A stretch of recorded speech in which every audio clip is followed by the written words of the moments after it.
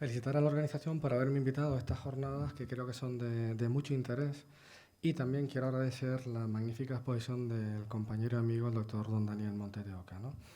A mí me ha tocado pues, hablar de las medidas preventivas y reactivas frente a los abusos y agresiones sexuales.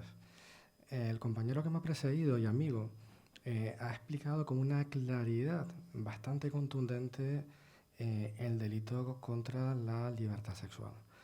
Sí quiero decirles que cuando hablamos de actividad física, cuando hablamos de deporte, es verdad que ese prevalimiento se utiliza de una manera prácticamente inconsciente porque el entrenador, el maestro, yo como maestro de artes marciales, y antes hizo referencia al doctor Montes de Oca a un caso que no dio nombre, como es el caso karate, pues a un maestro de artes marciales, a un entrenador, pues se le admira y es un verdadero líder, ¿no? Entonces prácticamente no se cuestiona nada de lo que se ordena o de lo que se manda. Haciendo esta salvedad o esta apreciación, sí quiero decirles que hemos visto muchos conceptos, pero la gente confunde, para un poco meternos en materia, lo que es la actividad física y el deporte. El deporte tiene o entraña unos 5 requisitos que son imprescindibles para hablar de deporte. Hablamos de artes marciales, deportes de lucha o actividad física. Esos requisitos imprescindibles son que la actividad tiene que estar reglada, o sea, tiene que haber un reglamento que diga cómo funciona, cómo se desarrolla esa actividad. Tiene que estar institucionalizada, o sea, tiene que haber una federación, una asociación, tiene que haber alguna institución que represente esa actividad o ese deporte concretamente. Tiene que tener un carácter lúdico, o sea, se hace por disfrute, porque los objetivos del deporte o la actividad física son muchos y muy variados. Está el motivo de salud. La gente hace actividad física o deporte precisamente para aumentar las cualidades físicas condicionales o las cualidades físicas básicas, como se llamaban antiguamente.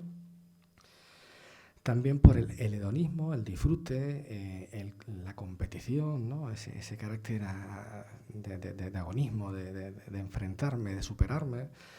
Y bueno, una serie de cuestiones que legitiman a ese practicante de ese deporte pues, a realizarlo con un fin concreto. Pues bien, si hablamos de que está institucionalizado, que está arreglado, que tiene un carácter lúdico, que encima tiene situación motriz, o sea, que hay movimiento, pues tendremos también que sumarle el aspecto competitivo.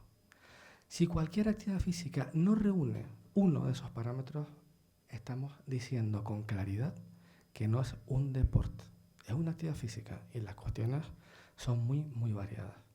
Teniendo en cuenta esto, ya centrando el tiro, tenemos que ver que hemos hablado de la violencia a lo largo de la mañana, en el deporte hay conceptos que han quedado muy claros, pero sí quiero empezar a decirles que el deporte implica fair play, implica juego limpio y implica el respeto, el reconocimiento por las reglas del juego.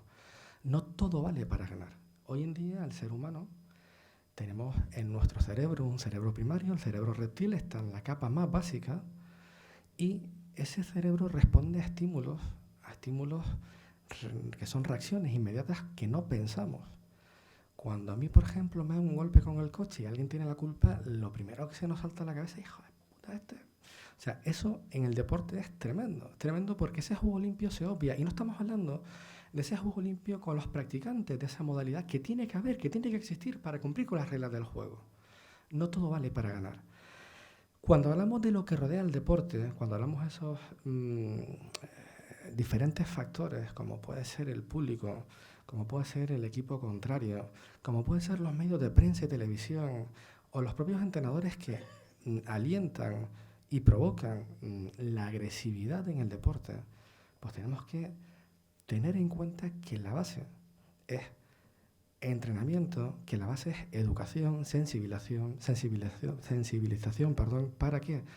Para moderar ese cerebro reptil. O sea, todos los que realmente acuden a un partido de fútbol de fin de semana, de infantiles, de cadetes, hemos sido conscientes, hemos visibilizado en los medios de prensa las distintas agresividades que se quedan patentes durante la práctica deportiva.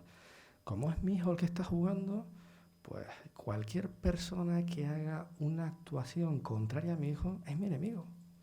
Y se olvidan de que esto es un juego, de que se hace por un aspecto lúdico, de que uno de los principios a tener en cuenta es que tiene que haber una situación lúdica, que tiene que hacerse por disfrute, aparte de la situación motriz. Por cierto, el ajedrez no es un deporte, aunque salga en prensa, ajedrez, páginas de deporte, porque no hay situación motriz. salvo que se cabreen los contrincantes y cojan el tablero y empiecen a darse a hostia. Entonces estamos hablando de otras cuestiones, pero el ajedrez no es un deporte, es un juego, ¿vale? Para que lo tengan en cuenta desde el punto de vista técnico-científico en la actividad física deportiva. El juego limpio, ¿por qué es importante? Porque no solamente tienen que asumirlo los jugadores, los practicantes de esa disciplina, de esa actividad física, tienen que asumirlo también aquellas personas que están en el entorno del jugador, del niño, del sobrino, del primo que está jugando. ¿Para qué? Para precisamente a través de esa formación continua que hay que darse con protocolos, con procedimientos adecuados, con esas campañas de sensibilización, que no haya agresividad, que no haya violencia en el deporte. ¿Por qué? Porque el abuso sexual y la agresión sexual ya implica de una forma u otra, cuando hay una negativa, salvando los casos que estaba comentando el doctor Montes de Oca, ya hay una especial violencia, porque está haciendo algo contrario a la voluntad de la persona a la que se le ejerce esa acción. Es verdad que hay un prevalimiento de aquellos entrenadores, de aquellos maestros, pero hay que tener en cuenta también algo importante, que el deporte implica proximidad, que el deporte implica roce, que implica contacto. Y ustedes ven cómo los entrenadores muchas veces cogen a su deportista, tranquilo campeón, tranquila campeona, que lo vas a hacer bien. Y sale al patio, o sale a la cancha, o sale directamente al gimnasio o al pabellón y le dan la torta en el culo. Pero eso es prácticamente intrínseco. ¿Es eso abuso sexual? Es una pregunta que quiero que me contesten al final. Porque es que la práctica deportiva implica ese contacto, esa afectividad. El entrenador siempre quiere, fuera de otras cuestiones un poquito que se puedan malinterpretar, pues darle esa confianza, esa seguridad al deportista, a su deportista, para que consiga los logros y los objetivos que se plantean. Bueno, hablando del juego limpio, el respeto, el reconocimiento, que las relaciones con el adversario, con el contrincante sean las adecuadas, que yo no tengo que echar una cabeza por perder y que tengo que decir, lo has hecho mejor que yo cuando he perdido.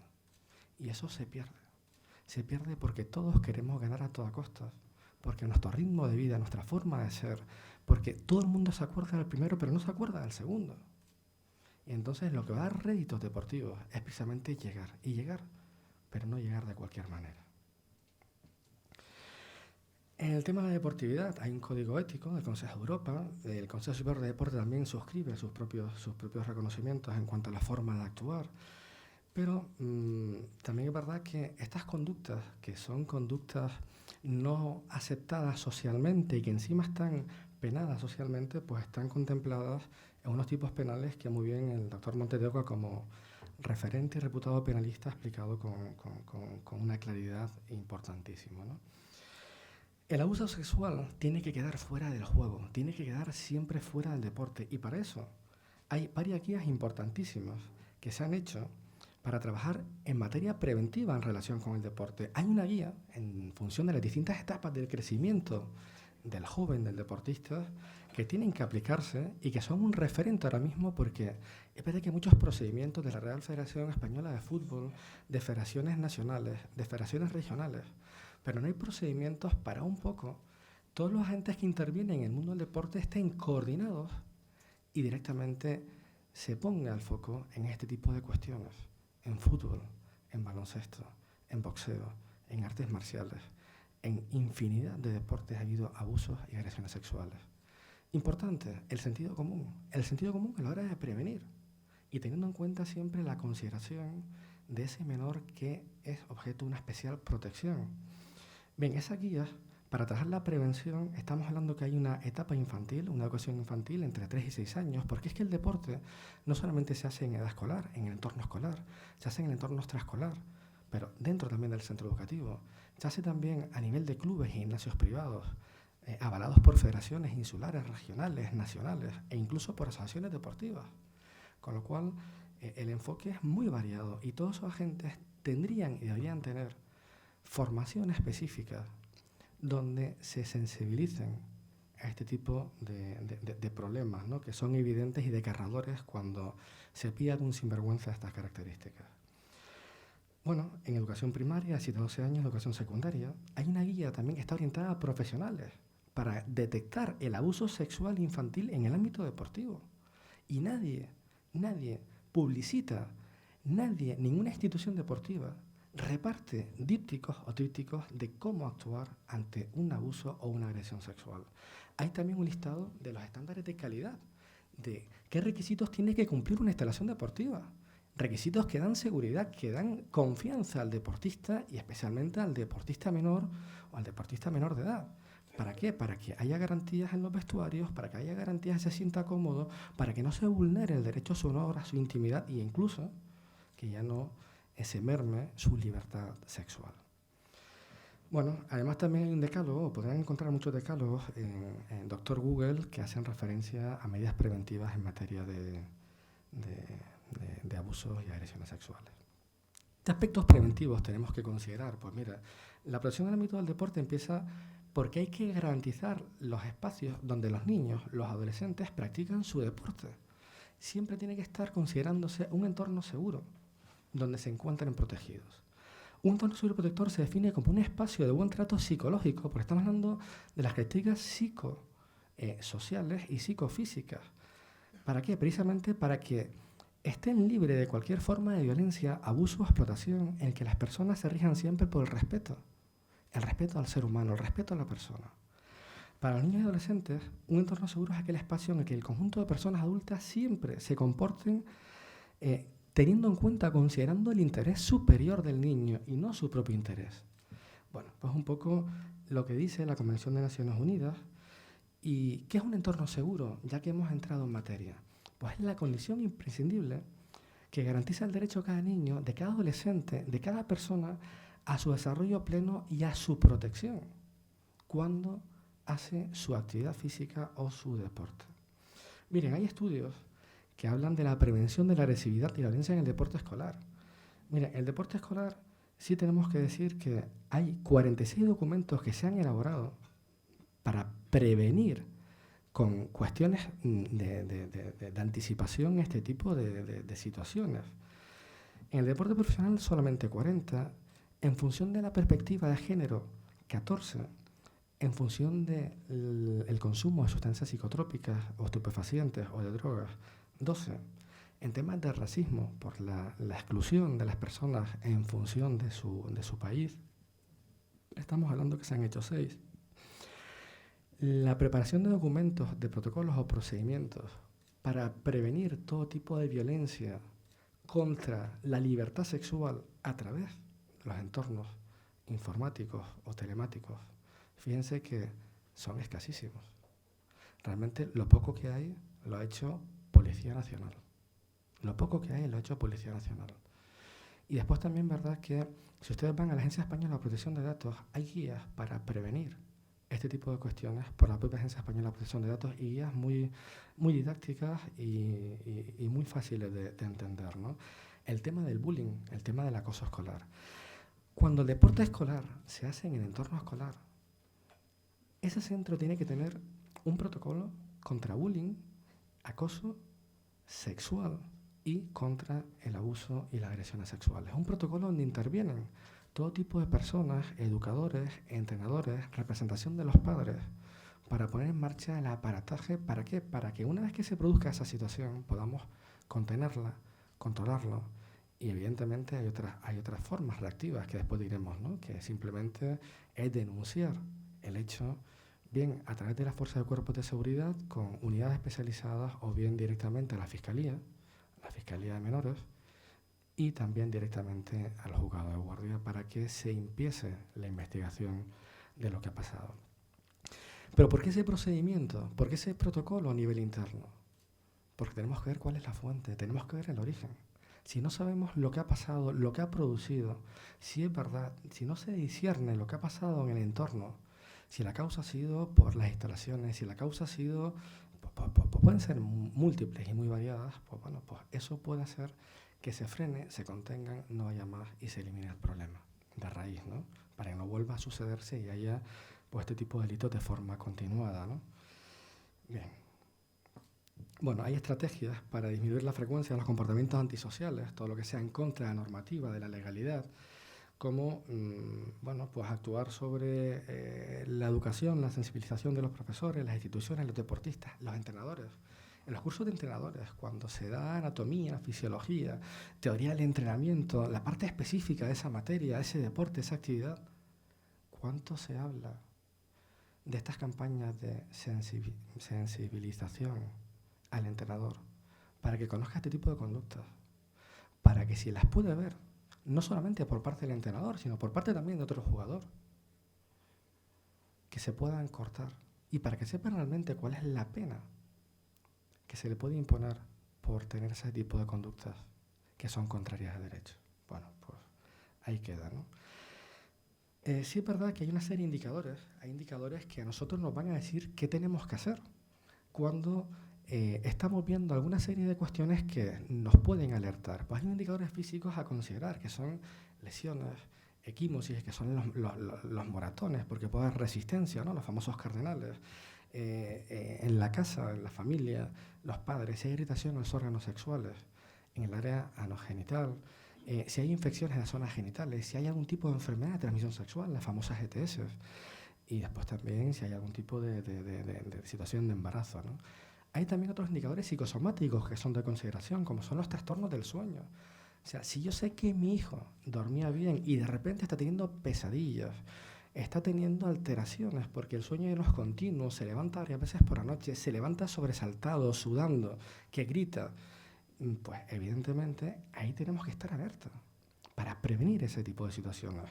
O trastornos de la alimentación. O sea, una persona que es agredida, evidentemente él va a tener menos apetito, va a tener trastornos alimentarios, porque está pensando con ese sentimiento de culpabilidad que explicó antes con Caperucita el Lobo, que ha fallado, pero él no piensa que la culpa la tiene el agresor, que la tiene el lobo feroz. Él piensa que él tiene que callarse por vergüenza, porque él piensa que ha sido el que ha cometido realmente el hecho de forma negativa, cuando es al revés, ¿no? Él es la víctima, no es el agresor, ¿no?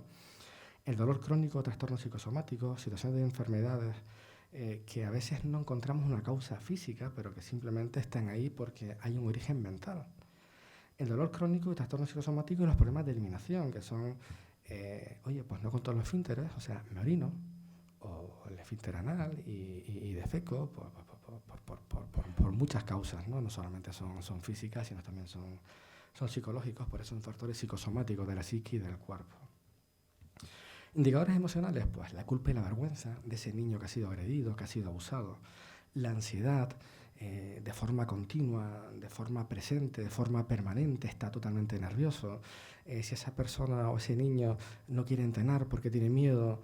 ¿Y cuántos padres han tenido a sus niños y obligan a llevar las actividades extraescolares y el niño no quiere ir porque no atendemos a lo que está diciéndonos, no leemos más allá de lo que nos dice? Y realmente nos está diciendo, no estoy a gusto y me está pasando algo. Hay que saber leer entre líneas, eso es lo complicado. Por eso tenemos que analizar el comportamiento de los menores, de aquellas personas que estamos cercanas a ellos. La depresión, cuando hay una baja autoestima, también es un indicador de que esa persona se le ha roto esa seguridad, esa autoconfianza. Las fobias repetidas y variadas, que de repente empieza a tener miedo prácticamente a todo. ¿Por qué? Porque se están vulnerando esa seguridad, esa autoconfianza en rasgos de implementación, de impronta, de cuando la está asumiendo porque está en edad de madurez, ¿no? ¿Qué indicadores conductuales tenemos que considerar también? Pues las conductas regresivas, las conductas autolesivas o suicidas, las depresiones, el nadie me quiere, nadie me protege, todo ese tipo de cuestiones.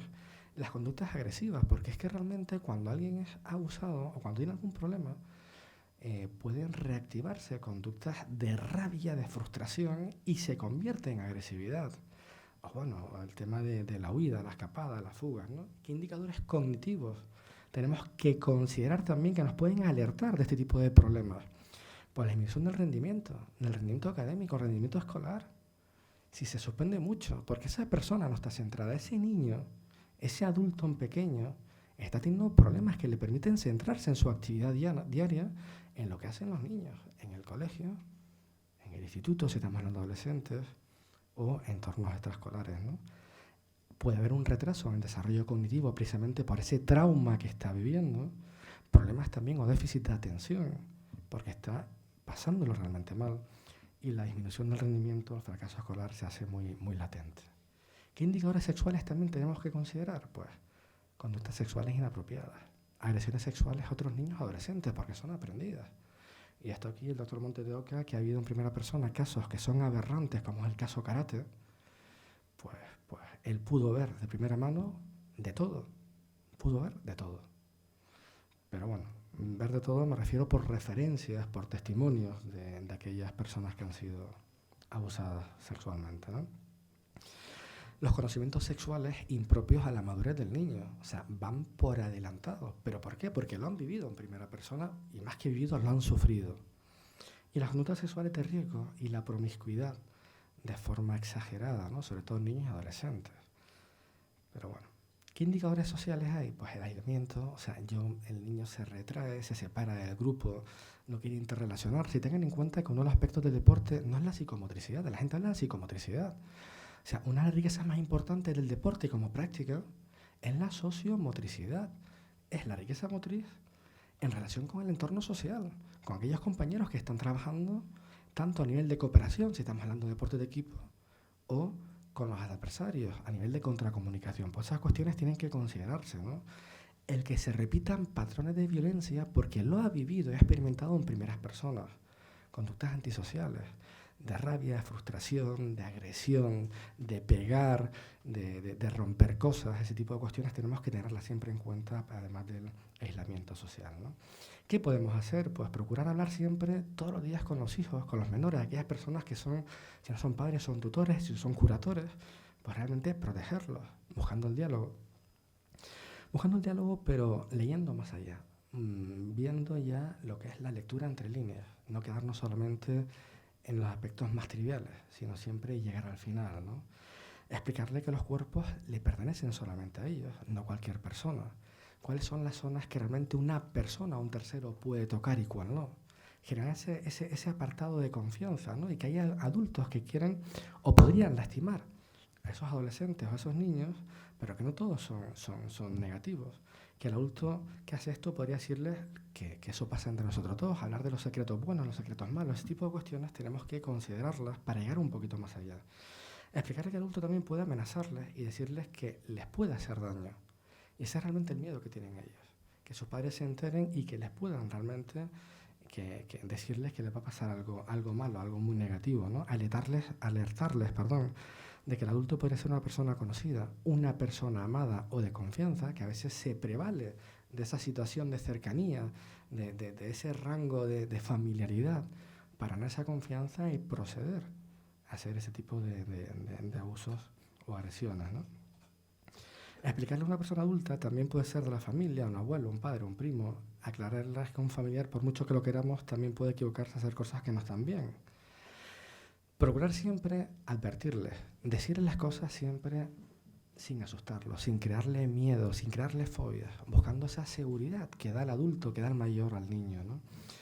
La mayoría de los adultos se dedican a proteger a los niños de cualquier daño y que nunca serían capaces de hacer estas cosas, pero que también hay otras personas que podrían hacerlo o podrían molestarlos, ¿no?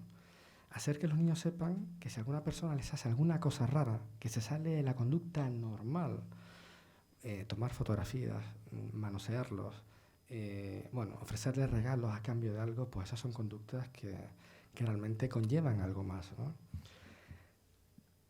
Que siempre hay que generar en el niño esa confianza y decirle que ocurra lo que ocurra, ellos van a estar siempre de su lado, protegiéndolos, dándoles esa seguridad y que lo importante, a pesar de lo que pueda pasar, es alabar y generar ese clima de confianza, de franqueza, de sinceridad para nosotros estar siempre pendientes, ir un paso por delante cuando se produzca una situación de este tipo y poder erradicarla a tiempo, ¿no?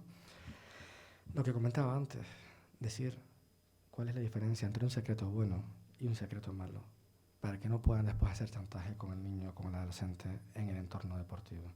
El vídeo creo que he traído un vídeo, pero no funciona el audio, pero bueno, son una serie de consideraciones. Y sí es verdad que para mí lo más importante, aparte de la educación en edades tempranas, la educación incluso a los padres o a los familiares de los niños que están haciendo deporte, a los entrenadores, para mí lo más importante es generar equipos multidisciplinares, generar charlas de concienciación. ¿Charlas de concienciación para qué? Para que una persona, cuando vea este tipo de sintomatologías, este tipo de indicadores, pueda avisarlo sin señalar, pero para que se ponga en marcha una serie de procedimientos o protocolos que puedan agilizar este tipo de cuestiones antes de que se materialice en un daño ya irreparable a nivel mental y emocional para ese menor, ¿no? Bueno, pues sí es verdad que hemos hablado de los aspectos preventivos, de los indicadores, de lo que podemos hacer, de lo que no. Y el aspecto reactivo solamente es uno. Bueno, podemos hacer dos, ¿no? Es que echarle la cabeza al sinvergüenza que agrede o abusa o viola a un menor, con lo cual tendremos dos problemas, ¿no? Que es verdad que nos liberaremos a nivel de catarsis, que es otro de los objetivos del deporte, ¿no? Porque, bueno, este sinvergüenza ya no va a ser nada más, pero iba a estar toda mi vida en prisión. Y lo que hay que hacer realmente, aunque nos pida el cuerpo, nuestro cerebro primario, nuestro cerebro reptil, es que echarle la cabeza es simplemente coger y denunciar, poner en conocimiento de la autoridad judicial, de la autoridad fiscal o de los miembros de fuerza de los miembros de las fuerzas y cuerpos de seguridad este tipo de cuestiones para que puedan investigarlo y evitar que otros niños, que otros adolescentes puedan ser objeto de este tipo de agresiones. Pues muchas gracias a todos.